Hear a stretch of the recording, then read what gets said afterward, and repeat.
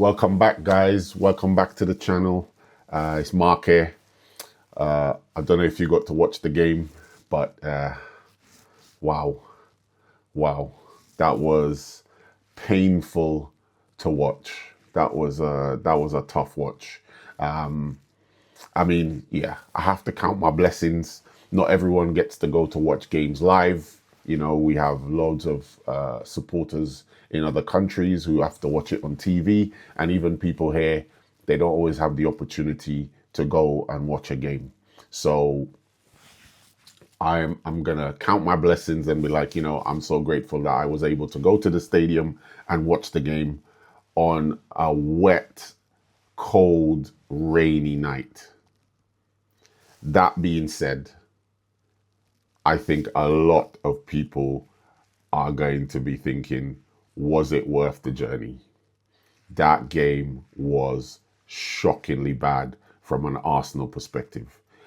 Between the two managers, I'll say Arne Slot came away the happier manager with that one because he's been there looking at the form of his team, probably comparing the form of us in recent games and thinking, you know what, I'm going to try and just escape here with a point.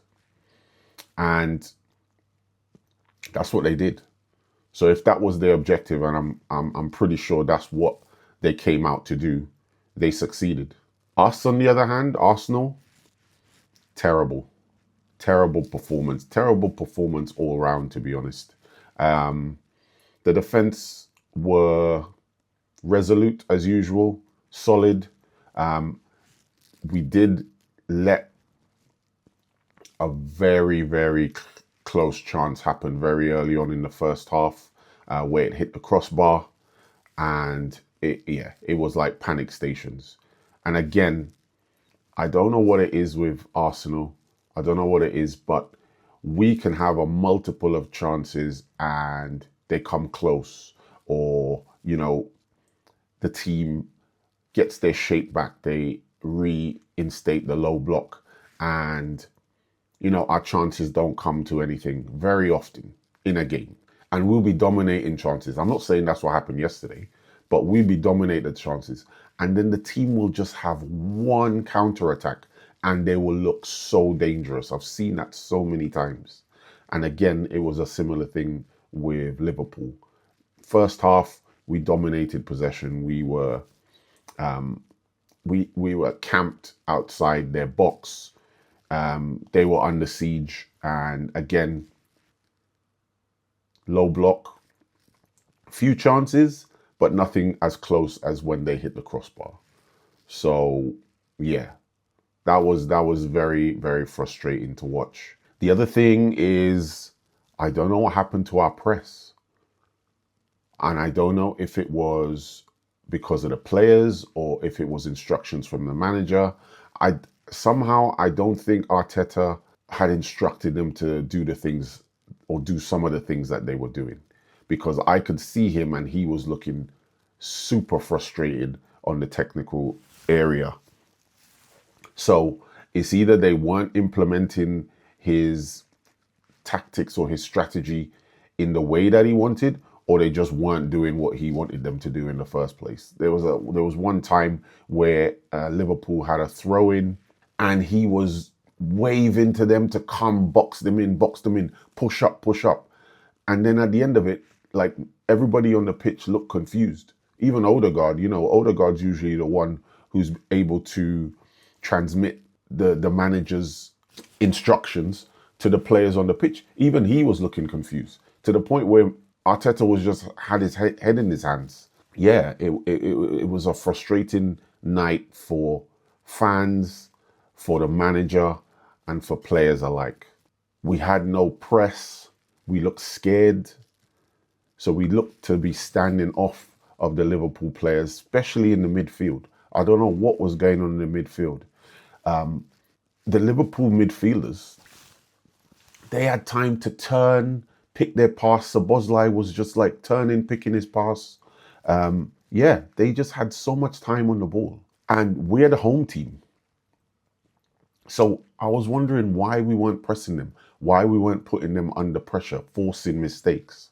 But yeah, it just wasn't happening yesterday. We looked just very disorganized. I even saw at one point Odegaard was telling Gyokeres to press the ball.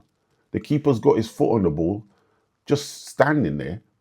Press the ball, be the first man to initiate the press. But that wasn't happening. I'm going to get onto Gyokeres now, actually. Victor Gyokeres, I know a lot of Arsenal fans like me, of course we want him to succeed. Of course we want him to succeed. He's been, the missing piece, so to speak, the striker that we've wanted. We've wanted a striker, but I'm beginning to have doubt if he is the striker that we need, because he is just not making the right runs. Maybe that's a bit unfair. He has been making runs, and I think the rest of the team haven't been able to find him. But yesterday, he wasn't making the runs. There were a couple of times where the ball was crossed in, and if you are that number 9, the ball was there where you should have been, and he wasn't there. He wasn't pressing. He didn't have the same energy that he typically has. And again, I see him constantly trying to battle the defenders rather than to find the space. I think this is his problem. He seems to be wanting to be battling and strong-arming defenders. Maybe he thinks he's stronger than he is, but it's not working.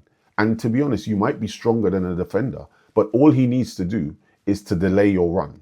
All he needs to do is to hold you up long enough for the pass to be overhit, or for you to be able to not get to the ball, not make the run in the direction that you're trying to go, or just miss an opportunity. He doesn't need to be stronger than you. He just needs to delay you.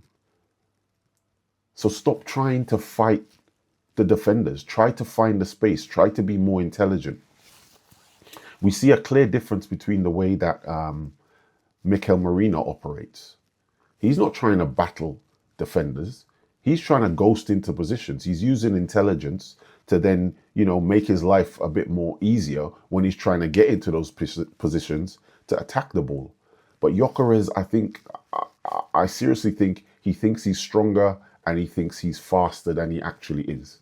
And he needs to just use the tools that he has and try to be more intelligent with your play. Try to be more intelligent with your runs. And I think he'll see more success. So yesterday, I knew he was going to start because I truly believe that Gabriel Jesus is better off the bench, but wasn't a good performance. Really wasn't a good performance by him. And it's beginning to stack up now. And, rival fans, they need any excuse to start increasing the noise about Gyokeres. We had the banter with Benjamin Sesko at Man United, but even he scored 2 goals in the last game. So yeah, I'm really hoping Victor Gyokeres turns a corner and starts scoring, because I know he's capable. We just haven't found that chemistry between him and the team, between him and Arsenal's tactics. So I'm hoping that happens. But yeah, not good from him yesterday. I also want to touch on the Martinelli incident. So Martinelli decided to push Conor Bradley off the pitch when he was down injured. And, you can imagine the uproar. And to be fair, if it was the reverse, I would be super annoyed about that as well, because it turns out that Conor Bradley really was injured. And you don't want to be moving people while, they've got perhaps a muscular injury, ligament injury, anything like that. You don't want to be moving someone if they're genuinely injured anyway. So I think Martinelli was caught up in the heat of the moment, and, it was an ill-advised decision he made to try and, get the game going again by pulling the player off of the pitch. That being said, I saw Arne Slot's comments. And I thought it was quite magnanimous of him to, not pile on top of Martinelli. I think he saw that, and he appreciated the spirit of the game and saw, when players are in the heat of the moment, they can make rash decisions. Martinelli apologized. I assume Conor Bradley accepted his apology. It's all in the game. So I was pretty happy about the way that is. But yeah, I think Martinelli is probably going to come under a little bit of fire. Hopefully Conor Bradley has a speedy recovery. One little thing I will say though, is because I saw Frimpong fake an injury and roll around for about 4 minutes while his team was under a serious attack, and absolutely nothing was wrong with him. So Arne Slot, I know you said that's not Liverpool, but you need to go and look at that game again. That Frimpong is a disgrace. Nothing happened to him. It wasn't a foul. He was trying to get the penalty, and then he tried to, as they say, die with the lie and carry on rolling around when absolutely nothing was wrong with him. In fact, when he had to do the 30 seconds off the pitch before he came back on, he seemed to have a lot of energy and he seemed to be perfectly fine, so much so that he was jumping around waving his arms to get the referee to bring him back on the pitch. So yeah, it happens at Liverpool too. So the negative about the game is that we didn't capitalize on City dropping points. We dropped points as well, albeit against a higher caliber opponent, Liverpool. Like I said, Liverpool have not been their greatest recently, but they're still a good team. And they still have quality players who can have moments and pull out, dangerous attacks. They can even score, as we saw in the reverse fixture with Szoboszlai. They have quality players. So although they haven't been playing at their peak, can't take them for granted. The negative is we didn't capitalize on City dropping points, but that's also the positive. We didn't lose the game, and we kept the gap between us and City the same. So it was like net neutral for us. Still wanted those extra 2 points though. Don't get me wrong. 8 points clear of City would have been absolutely amazing. We want to weaken their resolve to try and chase us. So the bigger the gap, the more hopeless it's going to seem to them. So that's kind of the mentality that I was going into the game with. But unfortunately, that's not what happened. But we dust ourselves off and we go to Nottingham Forest, the next Premier League game. I know we're playing Portsmouth in the Cup, but the next Premier League game is the one I am looking ahead to at the moment. One of the discussions come up in the group chat was, after a underwhelming performance like we did at the game last night, do we want to have an emphatic win against our next opponent in the Premier League, who's Nottingham Forest? My opinion is yes. Some other people's opinion were, we'll take a 1-0. So yeah, that's an open question. Is there ever a time where an emphatic win is required? For me, my argument is it strengthens the mentality. I'm sure the players have gone away from that game yesterday thinking, oh man, we missed an opportunity. We underperformed. We didn't do as well as we should. We could have increased that gap. So I'm sure they'll be down. And morale and mentality is a big part of a title campaign. I truly believe that. It's that mentality that helps you get through those times where perhaps your closest rival is breathing down your neck.